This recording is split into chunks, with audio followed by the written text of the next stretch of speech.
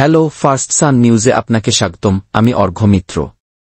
যেভাবে বাংলাদেশকে হুঁশিয়ারি দিলেন আসামের মুখ্যমন্ত্রী, বলল, তুমি চিকেন স্নেকের কথা বলছ, কিন্তু তোমার নিজেরই দুটো চিকেন স্নেক আছে। আমরা যদি তাদের আক্রমণ করি তবে কি হবে তা কল্পনা করুন। অসমের মুখ্যমন্ত্রীর এই হুঁশিয়ারি ঐতিহাসিক। আমি এর আগে কখনো কোনো ভারতের মুখ্যমন্ত্রীকে কোনো বিদেশি রাষ্ট্র সম্পর্কে এভাবে কথা বলতে দেখিনি। গত কয়েক সপ্তাহে প্রথম আমরা খবর পাই যে চীনা আধিকারিকরা শিলিগুড়ি করিডোরের কাছে পৌঁছেছেন। বাংলাদেশে দ্বিতীয় বিশ্বযুদ্ধকালীন বিমানঘাঁটি পুনরুজ্জীবিত করতে চায় চীন। নিঃসন্দেহে এটা ভারতের জন্য বড় হুমকি। ঢাকা বিশ্ববিদ্যালয়ের মতো বাংলাদেশের বিশ্ববিদ্যালয়গুলোতে তরুণদের মধ্যে বৃহত্তর বাংলাদেশ একটি অতি সাধারণ ধারণা হয়ে উঠছে। আমরা আরও দেখেছি যে মোহাম্মদ ইউনূসের ঘনিষ্ঠ একজন সামরিক কর্মকর্তা অনলাইনে পোস্ট করেছেন যে ভারত যদি পাকিস্তানকে আক্রমণ করে, এটি অপারেশন সিঁদুরের সময় ছিল, তবে বাংলাদেশ উত্তর-পূর্ব, বিশেষত শিলিগুড়ি করিডোরে আক্রমণ করবে। পোস্টে এমনকি বলা হয়েছে যে তারা চীনের সংকেতের জন্য অপেক্ষা করবে এবং চীনের সাথে ভারতের বিরুদ্ধে ত্রিমুখী যুদ্ধ শুরু করবে। এই বিষয়গুলো শুধু আপনি আমি নই, ভারতের উত্তর-পূর্বাঞ্চলীয় রাজ্যগুলোর মুখ্যমন্ত্রী ও ভারত সরকারও লক্ষ্য করেছি। ভারত কতদিন এ ধরনের হুমকিতে কান দিতে পারবে তার একটা সীমা আছে। শেষ পর্যন্ত ভারতের পক্ষ থেকে সাড়া আসতে হয়েছে। এবং সম্প্রতি আসামের মুখ্যমন্ত্রী হিমন্ত বিশ্ব শর্মা একটি ভিডিওতে কিছু বলেছেন, একটি ছোট ক্লিপ, তবে প্রভাবশালী। তিনি বলেন, ভারতের একটা চিকেন স্নেক আছে, কিন্তু বাংলাদেশের আছে দুটি।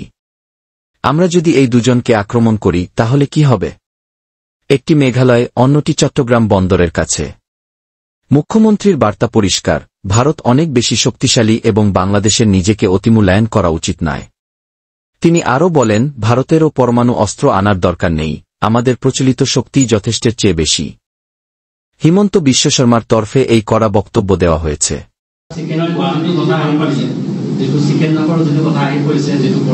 তেওঁলোকৰ দুটা চিকেন নেক আছে, আমাৰ ভাৰতৰ এটা চিকেন নেক আছে আৰু বাংলাদেশৰ দুটা চিকেন নেক আছে। গতিকে আমাৰ এটা চিকেন নেকক বাংলাদেশে হামলা দিলে আমিতো দুটা চিকেন নেকক হামলা দিম। আমাৰ যেটো চিকেন নেক আছে মেঘালয় দি চিটাগং পোৰ্টত, সেইটো চিকেন নেক আমাৰ চিকেন নেকতকৈ সৰু, ৰিং এটা দলিয়ালে পাই যায়। সেইকাৰণে এইবিলাক কোৱা কথা, আমিও আমাৰ চিকেন নেকটোৰ কথা কৈ থাকো যাতে বিভিন্ন টানেল আদি বিভিন্ন আঁচনি ভাৰত চৰকাৰৰ পৰা আমি পাব পাৰো। কিন্তু চিকেন নেকত হাত দিবৰ কাৰণে ইণ্ডিয়া এখন কিমান শক্তিশালী ৰাষ্ট্ৰ তাতো আপোনালোকে আন্দাজ অপাৰেশ্যন সিন্দুৰতে পাইছে। বাকীটো মই নিউক্লিয়াৰ আদিলৈকে যাবই খোজা নাই। বাংলাদেশে মিনিমাম 14 বাৰমান জনম ল'ব লাগিব যে ভাৰতৰ কিবা হাত দিয়াৰ কাৰণে। গতিকে বাংলাদেশক ইমান গুৰুত্ব দিয়া কথা নাই, ইটস এ স্মল কান্ট্রি। একটা সময় মনে হচ্ছিল বাংলাদেশ সাহসী বিবৃতি দিতে থাকবে আর ভারত সাড়া দেবে না, কিন্তু ভারত সতর্কতার সঙ্গে এবং পারমাণবিক যুদ্ধের হুমকি ছাড়াই এর জবাব দিয়েছে। ভারত একটি বিশাল দেশ, বাংলাদেশ ছোট্ট একটি দেশ, কিন্তু কোনো দেশই যেন শিলিগুড়ি করিডোরের দখল নিতে না পারে। অপারেশন সিঁদুরের সময় ভারতের সামরিক শক্তি দেখেছিল গোটা বিশ্ব। ভারত গর্ব থেকে এ কথা বলছে না, যৌক্তিক ও নিরপেক্ষ দৃষ্টিকোণ থেকেও ভারত যে নির্ভুলতার সঙ্গে পাকিস্তানের বিমানঘাঁটিতে হামলা চালিয়েছে তা নজিরবিহীন।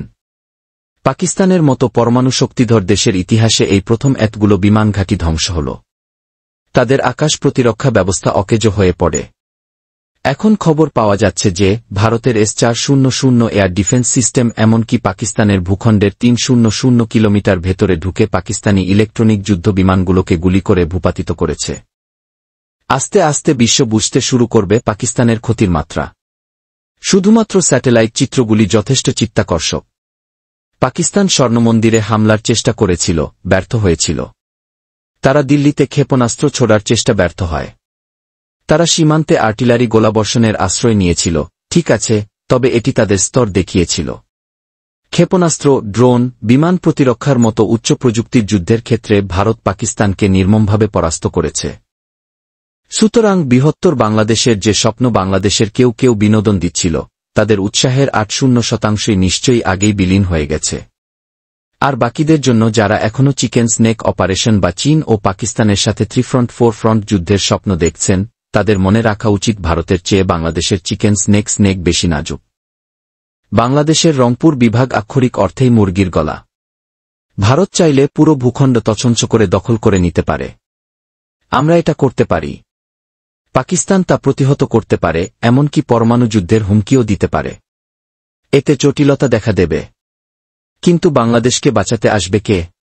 কেউ নয়। এরপরই রয়েছে চট্টগ্রাম বিভাগ। ভারত যদি সেখানে সেনাবাহিনী ও ট্যাঙ্ক পাঠায়, তাহলে বাংলাদেশের কি প্রতিরক্ষা ব্যবস্থা থাকবে? বিমান বাহিনী কি? তারা কি করতে পারে?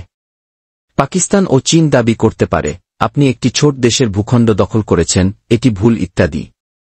তবে ভারতের জন্য এটি একটি সহজ অপারেশন হবে। এটা দুঃখজনক যে আমাকে বাংলাদেশকে এসব ব্যাখ্যা করতে হচ্ছে। স্পষ্টতই ভারত আক্রমণ করার পরিকল্পনা করছে না। কিন্তু যখন একটি ছোট দেশ, যার সামরিক শক্তি প্রায় নেই বললেই চলে, তারা বৃহত্তর বাংলাদেশ এবং ত্রিমুখী হামলার মতো ঘটনার পরিকল্পনা শুরু করে, এমনকি পূর্বে নিষিদ্ধ হওয়া সন্ত্রাসী গোষ্ঠীগুলোকে পুনরায় সক্রিয় করা এবং মৌলবাদের ক্রমবর্ধমান, তখন কাউকে না কাউকে বাংলাদেশের জনগণকে কুৎসিত সত্য সম্পর্কে সচেতন করতে হবে, যাতে তারা ভবিষ্যতে সুচিন্তিত পদক্ষেপ নেয়। দুর্ভাগ্যজনকভাবে আমাকে এটুকু বলতে হচ্ছে, মোহাম্মদ ইউনূসের অধীনে বাংলাদেশ মনে হয় কঠিন পথেই শিখবে। এটা দুর্ভাগ্যজনক। ইউনূস যখন বিমান ঘাঁটি পুনরুজ্জীবিত এবং বাংলাদেশের বিমান বাহিনী গড়ে তোলার পরিকল্পনা করছেন, তখন মনে হচ্ছে বাংলাদেশ বড় কিছু করার পরিকল্পনা করছে। এটি কয়েক বছর সময় নিতে পারে, তবে তাদের অবশ্যই বড় উচ্চাকাঙ্ক্ষা রয়েছে। এদিকে ভারতের উপর বাংলাদেশের নিষেধাজ্ঞার জবাব দিয়েছে ভারতও। ভারত বাংলাদেশকে যেসব সুবিধা দিয়েছিল তা প্রত্যাহার করে নিচ্ছে, যেমন রপ্তানির জন্য ভারতের স্থলপথ ব্যবহার করা, ভারতের বাজারে বিক্রি করা, নেপাল ও ভুটানের সঙ্গে বিদ্যুৎ বাণিজ্য ইত্যাদি। ভারত এখনও সেসব সুযোগ সুবিধা প্রত্যাহার না করলেও ভারত এখনও বাংলাদেশের সঙ্গে সম্পর্ক মেরামতের চেষ্টা করছে। তখন কাউকে না কাউকে বাংলাদেশের জনগণকে কুৎসিত সত্য সম্পর্কে সচেতন করতে হবে, যাতে তারা ভবিষ্যতে সুচিন্তিত পদক্ষেপ নেয়। দুর্ভাগ্যজনকভাবে আমাকে এটুকু বলতে হচ্ছে, মোহাম্মদ ইউনূসের অধীনে বাংলাদেশ মনে হয় কঠিন পথেই শিখবে। এটা দুর্ভাগ্যজনক। ইউনূস যখন বিমান ঘাঁটি পুনরুজ্জীবিত এবং বাংলাদেশের বিমান বাহিনী গড়ে তোলার পরিকল্পনা করছেন, তখন মনে হচ্ছে বাংলাদেশ বড় কিছু করার পরিকল্পনা করছে। এটি কয়েক বছর সময় নিতে পারে, তবে তাদের অবশ্যই বড় উচ্চাকাঙ্ক্ষা রয়েছে। এদিকে ভারতের উপর বাংলাদেশের নিষেধাজ্ঞার জবাব দিয়েছে ভারতও। ভারত বাংলাদেশকে যেসব সুবিধা দিয়েছিল তা প্রত্যাহার করে নিচ্ছে, যেমন রপ্তানির জন্য ভারতের স্থলপথ ব্যবহার করা, ভারতের বাজারে বিক্রি করা, নেপাল ও ভুটানের সঙ্গে বিদ্যুৎ বাণিজ্য ইত্যাদি। ভারত এখনও সেসব সুযোগ সুবিধা প্রত্যাহার না করলেও ভারত এখনও বাংলাদেশের সঙ্গে সম্পর্ক মেরামতের চেষ্টা করছে। কিন্তু বাংলাদেশ যদি এই পথে চলতে থাকে, তাহলে যদি গণতান্ত্রিকভাবে নির্বাচিত একটি সরকার ক্ষমতায় না আসে, মোহাম্মদ ইউনূসের বিপরীতে, যিনি গণতান্ত্রিকভাবে নির্বাচিত ছিলেন না এবং কোথাও থেকে আবির্ভূত হননি, তাহলে ভারত এমন কঠিন পদক্ষেপ নিতে বাধ্য হতে পারে যা তারা কখনই চায়নি। অদ্ভুত ব্যাপার হল, পশ্চিমা দেশগুলোতে যারা শেখ হাসিনাকে সরিয়ে মোহাম্মদ ইউনূসকে উদযাপন করত, সেই মানুষগুলোই এখন একেবারে চুপচাপ। বাংলাদেশে দীর্ঘদিন কোনো নির্বাচন হয়নি বলে তারা এ প্রসঙ্গ তুলছেন না। এটা দুঃখজনক। এবং আমি মনে করি চীন বাংলাদেশের সাথে আরও জড়িত হওয়ার সাথে সাথে ভারতকে শেষ পর্যন্ত কঠিন সিদ্ধান্ত নিতে হবে।